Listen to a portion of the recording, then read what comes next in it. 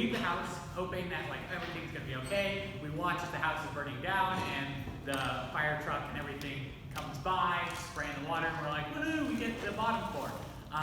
So that's just one story, and then I'll share why it's important. The next one we'll do on the road.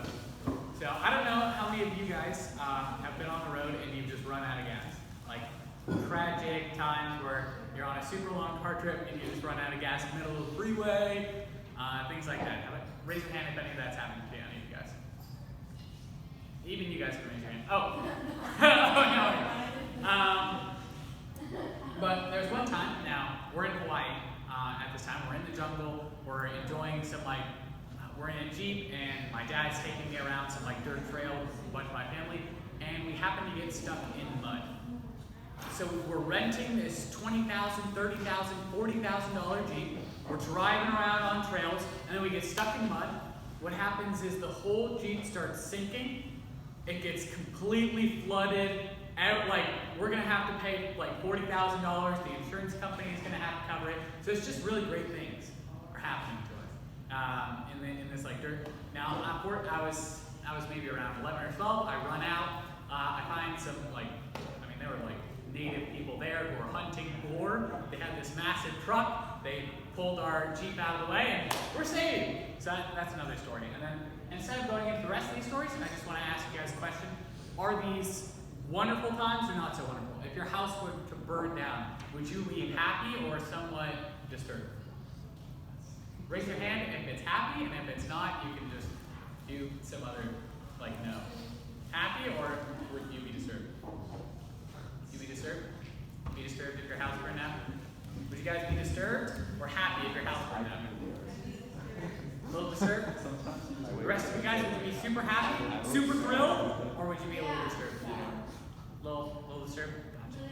Next slide, please. So the reason I mention those stories is because the topic what I was speaking about is having some freedom in your life. And what that means is it's not the ability, of course there's, historically speaking, slavery in the physical manner or the shackles and things like that, but being able to decide what you take away from certain situations. So I would like to most of you would know that there's no message in the cloud, there's no puppet master, there's nothing deciding that this situation is any more pleasurable than any other. So in my experience, having my house burned down was actually quite a pleasant experience. It was a wonderful bonding experience that I got to have with all my family. We got to live in a hotel for a little while, and it was a great bonding experience. So in that same way, no experience is in and of itself objectively horrible and objectively great. So in all those circumstances, the way to freedom is to just choose what you're going to take away. Be grateful or be spiteful, resentful, so on and so forth. And how this relates to this. The first modern psychologists in the West and people in the East have always identified what's known as the hedonic treadmill. Go to the next slide, please. Thank you. So this guy, if you guys have watched Endgame, was on the hedonic treadmill. The legend, Thor, the man, the myth. And so he decided, in the movie, and the reason I'm pointing this out, is to drink as much alcohol as possible, do as much drugs as possible, try to grab as many pleasures from the world as possible, engage in the most amount of monkey business possible, because, he's drowning in his sorrows. So that would be an example of hedonism. The hedonic treadmill is basically deciding, instead of the way to search for happiness or any joy in life, is to find as much pleasure in material things as possible. And so that's kind of the hedonic treadmill. Psychologists have identified this, and some people live on it. And these temporary pleasures generally lead to aloofness. To being the man, you drink a bunch of alcohol, you do a bunch of drugs, you engage in a bunch of promiscuous behavior, you end up looking like that. And generally what they found from the next slide, please. Thank you. So what did the lab coat say? What does the evidence say in regards to, is pursuing pleasure a worthwhile method to be happy, to be free in life, to be joyful, things like that? The evidence is clearly saying no. And from most people's experience, they can say no as well. What they found at Stanford in regards to the research is any joy, any happiness found internally, cultivated by that own person, either by self-control in some manner, by changing their attitude, by creating a gratitude journal, by planning out the day, by having successful intentions seem to be much longer lasting. They seem to be happier people, even on a neurochemical basis. The dopamine, the serotonin, all the juice that makes you joyful was there. And for the people who, search for pleasures outside of themselves, seem to falter in that area. So, now one more. Yeah, so how does this play out in daily activity? If you're going to be, thank you, sir. So I want you all to, Aaron, go sit at that table. Chris, go sit at that table. Oh, yeah. Yeah, just do it.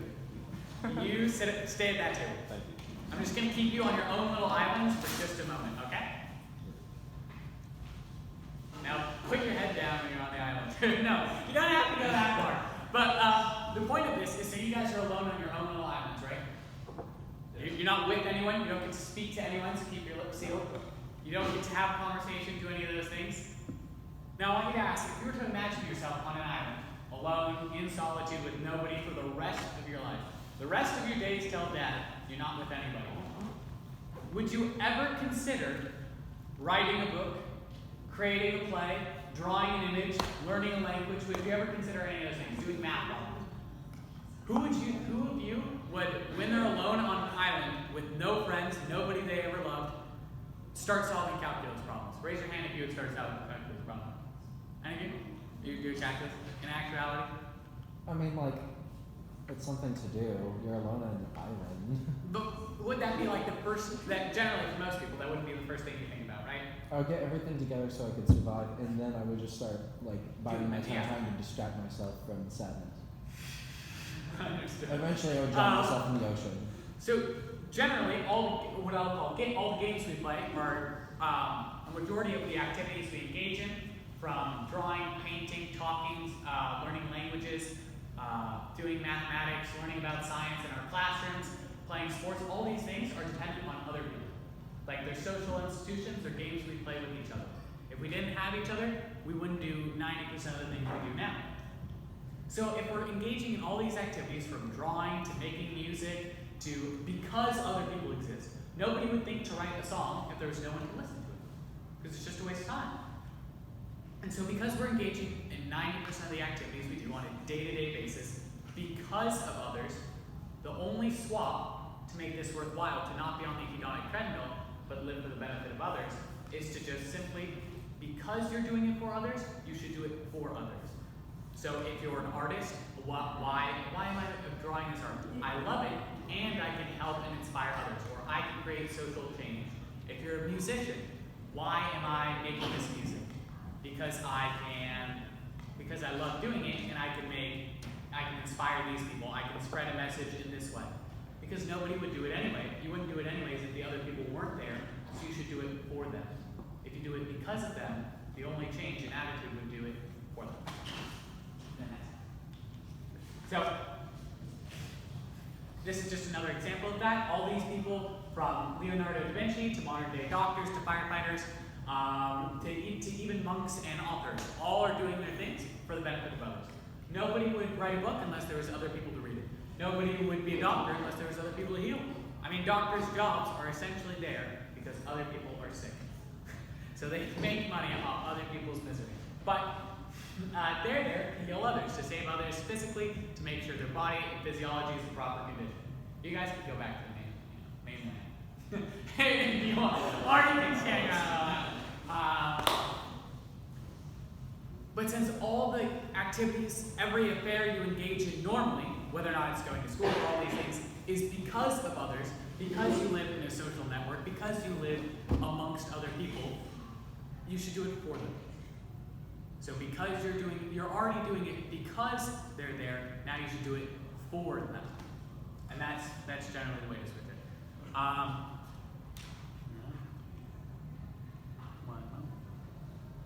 Yeah. Next slide. Now to actually bring this home and make any of this knowledge applicable, I'm going to bring up a story from Columbus. So we all learned in history class that Columbus, sailed in 1492, sailed the ocean blue, traveled down west, and managed to find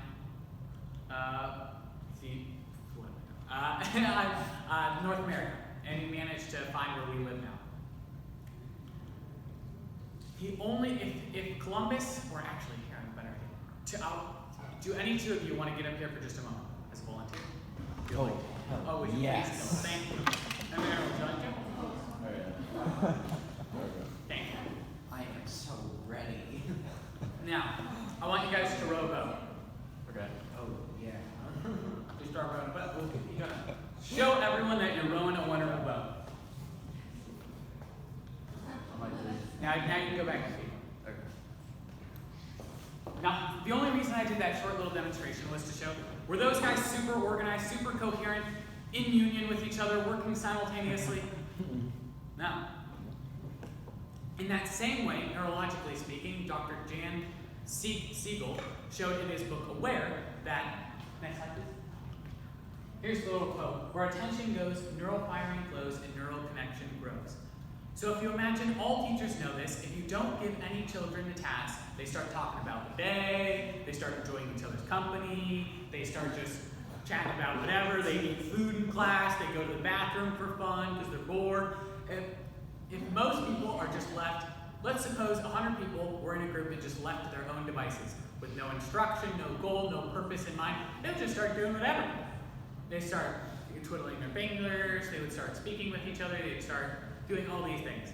In that same way, your brain functions similarly. If you're in a group, because there are multiple sensors in your brain, if they don't have a common goal, if they don't have a common intention or a direction in mind, you'll start daydreaming about this, you'll fantasize about this, you'll become sleepy in class, you won't be focused. Yeah. It occurs to me that that's an argument for why we should not have anarchy. Maybe. So in that same way, your brain is organized in certain centers. And those groups of people, those groups in the brain won't be coherent and won't be focused unless they have a common goal and intention. So if you imagine Christopher Columbus organizing and orchestrating the entire journey from where he was to the northern continent, to where we live now, if he didn't have a direction, if he didn't tell his shipmates to do this, to set down the sails at this time, he wouldn't have gotten anywhere. And so having a direction, having that intention, causes neural firing and neural connections to grow. Your whole brain becomes much more organized from the scientific evidence, both at Stanford and from Dr. Jan Siegel. But wasn't like Christopher Columbus like a bad guy? Yes, from various perspectives. Yeah, he did act maybe accidentally. Yes. But yeah, where you set your intention, your attention and intention kind of determine the neural firing and neural connections. And so without that, you're going to be distracted, you're going to be bored, because you don't have a goal or something that you're focused on. So 3 major ways to take this home, to actually make it somewhat useful, somewhat important, and somewhat applicable in your daily life. The first way relates to the social circle. Since we all live in social networks, we all live in union and collaboration with each other. No one exists as an island of their own, as we just showed. We should use the hand, head, heart for others. So generally the way to do this is do whatever you're doing, whatever career, whatever passion, whatever journey you're on in life, whether it be you're going to college and getting a master's in philosophy, whether you're going to a music college on the East Coast and you're going to be a musician for the rest of your life, irrespective of what you're going to do, since it's going to be related to others, it should be for others.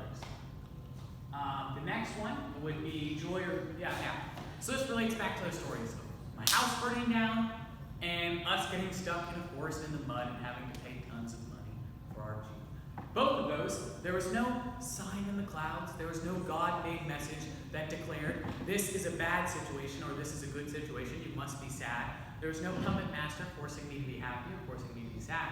So in that situation, the way to freedom is to just choose joy or misery, happiness or sadness is determined essentially within. And so the way to practice this, on top of the development of the prefrontal cortex and all the other benefits, practicing the meditation we practice here, the transcendental meditation, is super helpful. And then lastly, this one is in regards to proper neurological functioning, where your attention goes, neural firing flows, and neural connections grow. So in the morning when you wake up and you're feeling groggy, you need a cup of coffee, you get that, you grab a piece of paper or something, and you just start journaling exactly what you want to accomplish that day and your intention of doing so.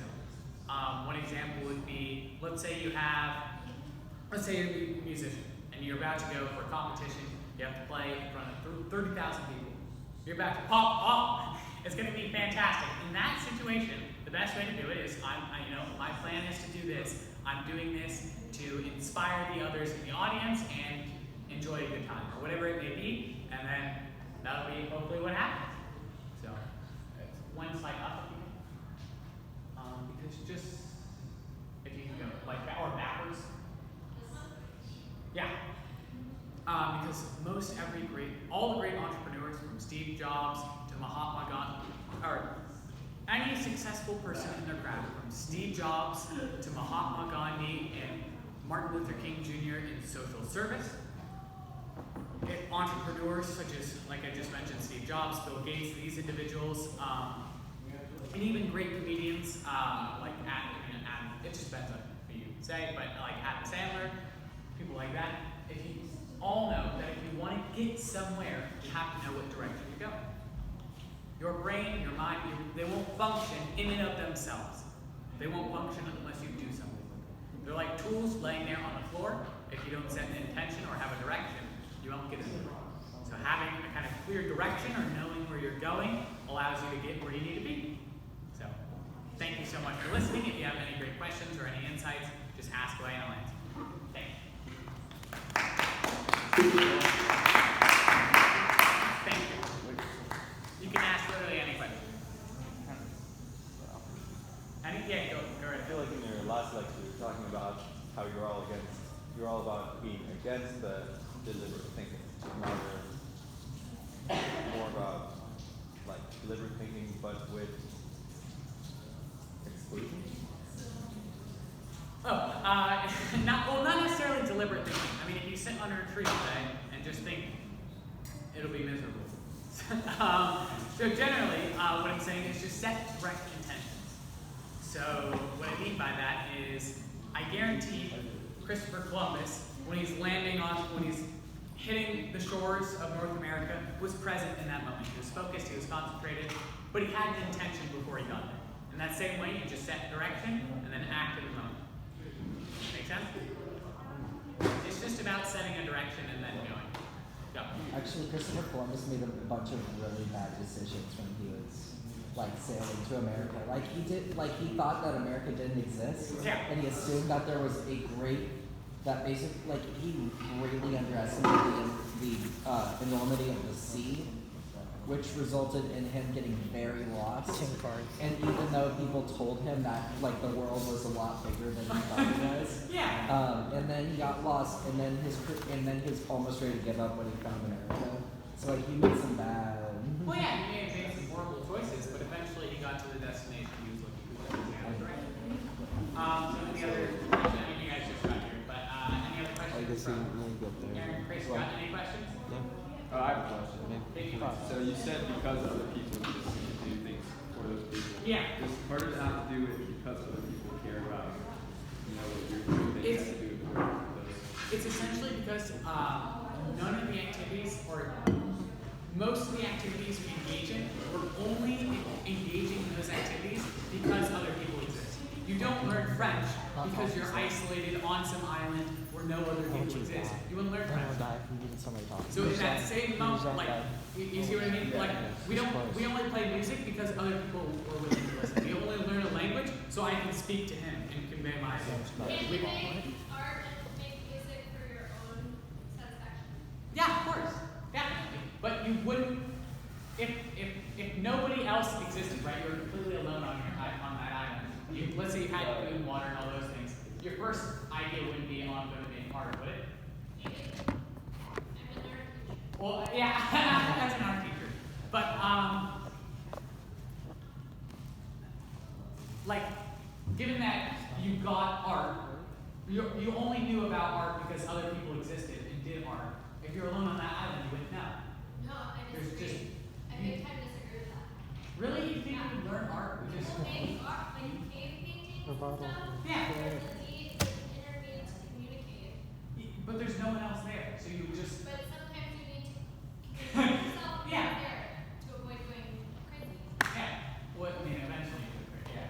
But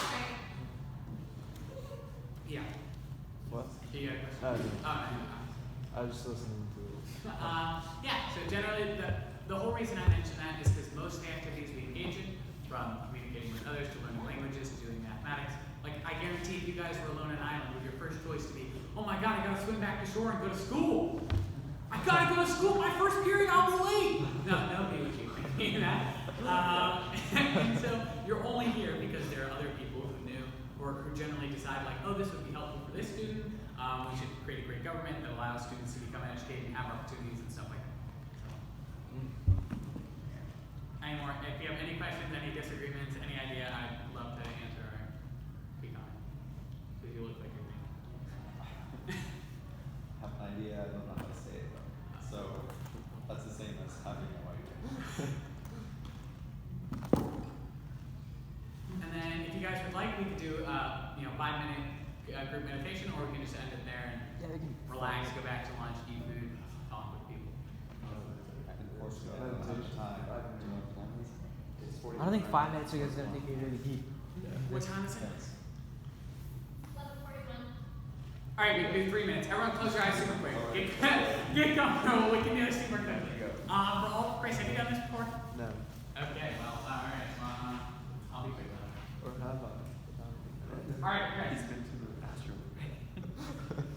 Chris, this is the gotta monkey mind. This is like I gotta go to school, I gotta do my homework, I gotta do this. You take from the surface level of mind, you just think a mantra effortlessly. The blood rushes to the prefrontal cortex, orderly thinking, stuff like that. Then you get calmer and calmer and calmer, stress is reduced.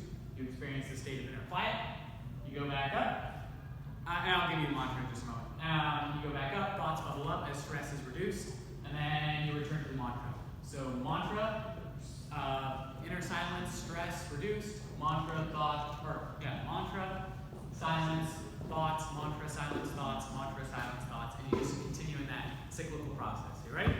Everyone close your eyes, get comfortable, and then, Everything's so bad.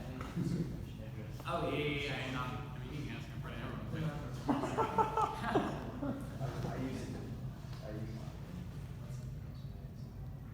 Just use a different one. just use this one if you want. Use Om, if that helps. All right, everyone close your eyes. We're all going to use Om, okay? Close your eyes, get comfortable. Generally, in the other lectures, I'll show the scientific evidence for it, but everyone get comfortable. Get whatever posture and just effortlessly think that mantra to yourself.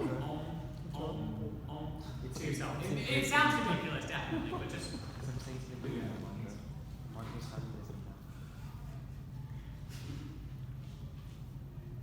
get comfortable.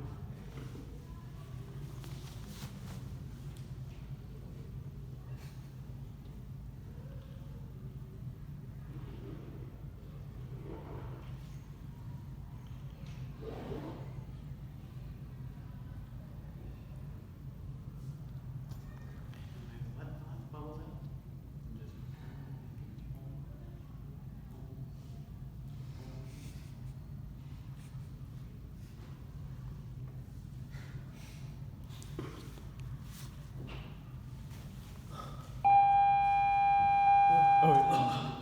Just It's short. Well, that's so we funny. can go for 30 more seconds and then we'll run out of class.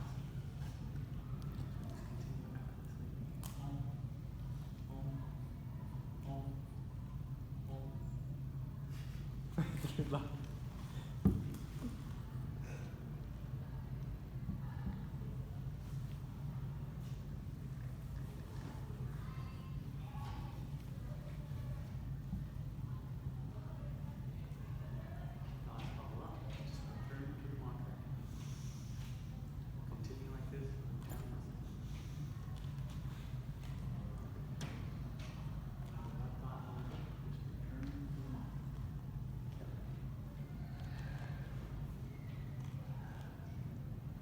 Now take 10 seconds to slowly open up.